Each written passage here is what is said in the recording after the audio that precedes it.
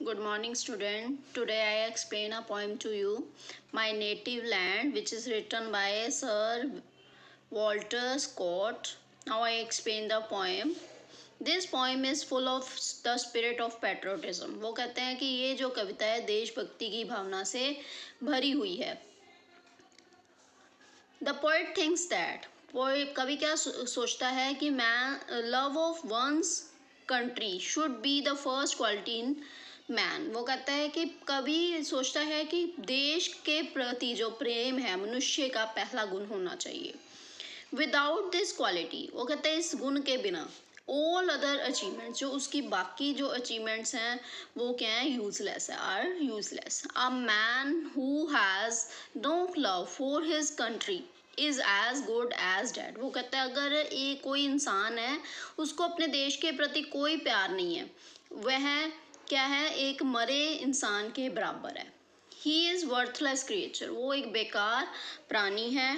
He fails to win any name और fame, वो किसी भी नाम को और प्रसिद्धि को पाने के में फेल हो जाता है. नो वन रिमेंबर हिम, कोई भी उसको याद नहीं रखता. आफ्टर हिज डेथ, उसकी मृत्यु के बाद.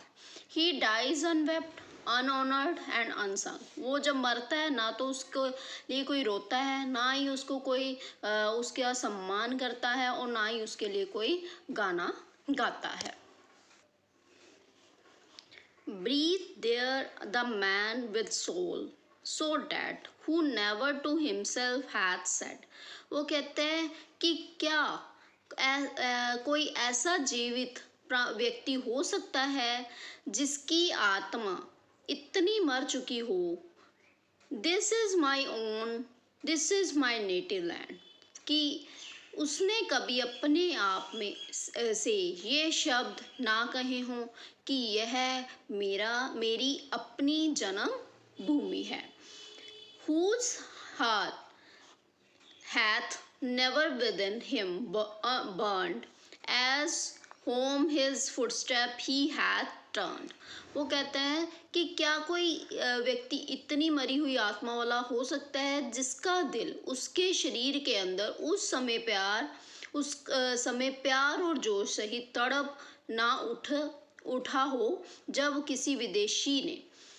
If their breeds go mark him well, for him no ministerial raptures swell. वो कहता है कि किसी विदेशी भूमि पर घूमने के बाद उसके कदम अपनी जन्मभूमि की ओर लौट रहे हों. यदि कोई व्यक्ति ऐसा जीवित व्यक्ति हो तो जाकर उसे अच्छी तरह से पहचान लो. इस प्रकार के जीवित जो व्यक्ति हैं, ये प्रशंसा में गीत लिखने का कोई भी कवि प्रेरित नहीं होगा. हाई दो his titles proud his name. वो कहता है ऐसे व्यक्ति की जो उपाधियां हैं यद्यपि कितनी भी ऊंची हो. Boundless his wealth as wise wish can claim. Despite those titles, power and pelf, the wretch concentrated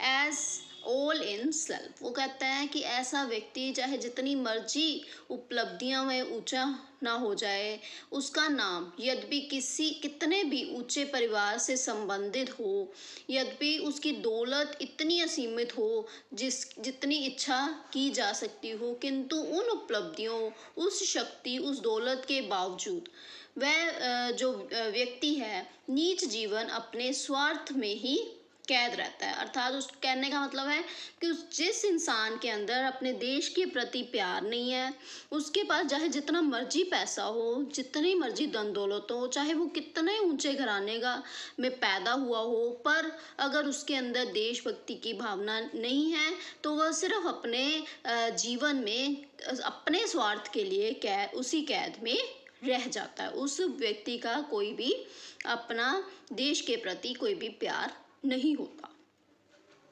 living shall fear renown, and doubly dying shall go down to the vile dust from whence he sprung, unwept, unhonored and unsung. वो कहता है ऐसे व्यक्ति अपने जीवन में कोई अच्छा नाम प्राप्त नहीं कर सकता तथा वह अपने जीवन में मरे हुए इंसान के समान है।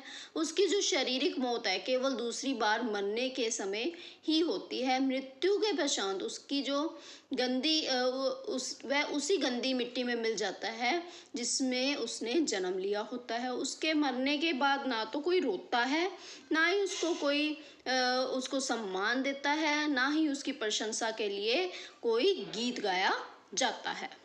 Student, now I explain central idea to you. Patriotism, वो कहता है जो देशभक्ति should be the first quality in every man. वो कहता है जो देशभक्ति की भावना है हर इंसान में पहली क्वालिटी होनी चाहिए, पहला गुण होना चाहिए।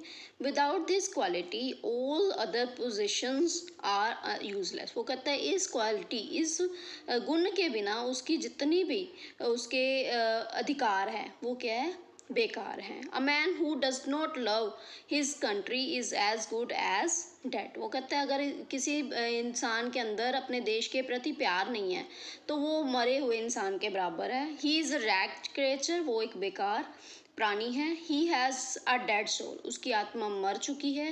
ही डाइज अनवेप्ट, वो जब मरता है ना तो उसकी प्रशंसा में ना ही उसके लिए कोई रोता है, ना ही उसकी कोई उसको कोई ऑनर करता है, उसकी ना ही उसकी प्रशंसा में कोई गीत गाए जाते हैं, ना ही उसका कोई सम्मान करता है। Thank you students.